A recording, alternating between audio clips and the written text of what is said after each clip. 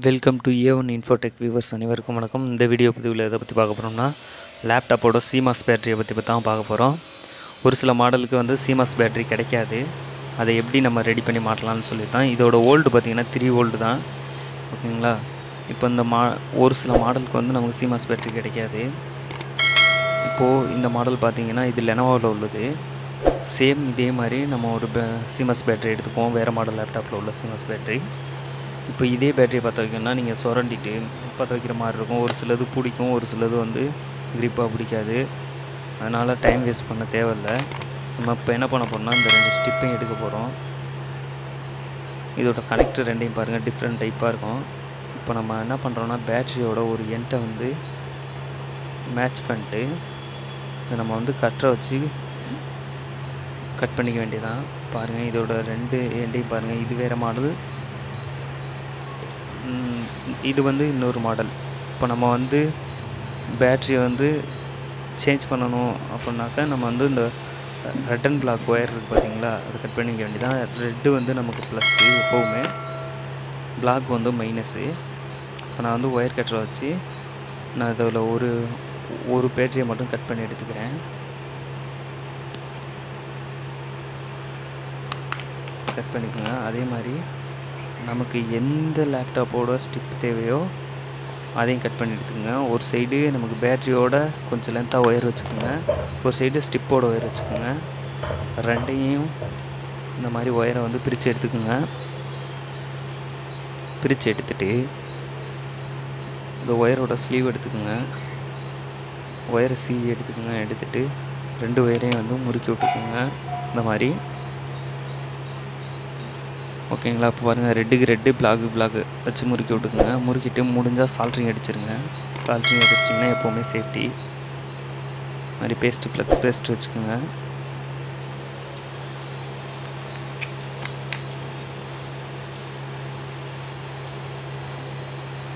மாதிரி லெட் எடுத்து வச்சுக்கோங்க. லெட் எடுத்து வச்சுட்டு சால்ட்ரிங் பண்ணிடுங்க.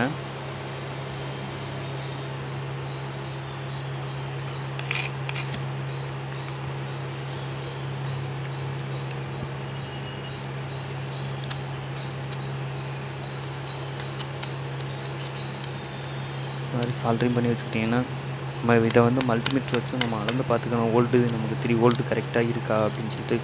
கன்ஃபார்ம் சிமாஸ் பேட்டரி ஃபுல்லாகவே நமக்கு 3 வோல்ட் பேட்டரி தான், அதனால் நீங்கள் பயப்பட தேவையில்லை. ஷார்ப்பாக வச்சு சால்ட்ரிங் மட்டும் பண்ணிக்கோங்க.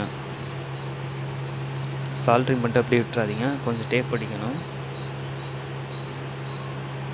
2 எண்டும் வந்து டச் ஆகிடக்கூடாது. டச் ஆனிச்சுன்னா நமக்கு வந்து போர்டு ஷார்ட் ஆகிரும், போர்டு ஷார்ட் காட்டும் அப்புறம். ஓகேங்களா. அதனால் வந்துட்டு சால்ட்ரிங் பண்ணிட்டு இது டேப் அடிக்கணும். டேப் அடிக்க மறந்துடாதீங்க. ஃபினிஷிங்காக அடிச்சுக்கோங்க.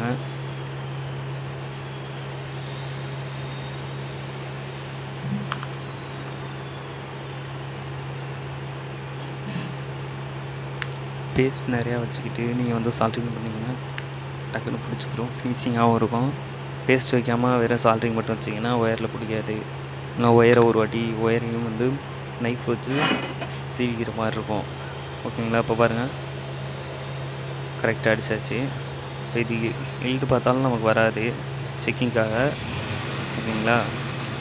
அவ்வளோதான், நமக்கு வந்து அடுத்த மாடலுக்கான சிமாஸ் பேட்டரியை ரெடி பண்ணிட்டோம். லேப்டாப்பில் சிமாஸ் பேட்டரியை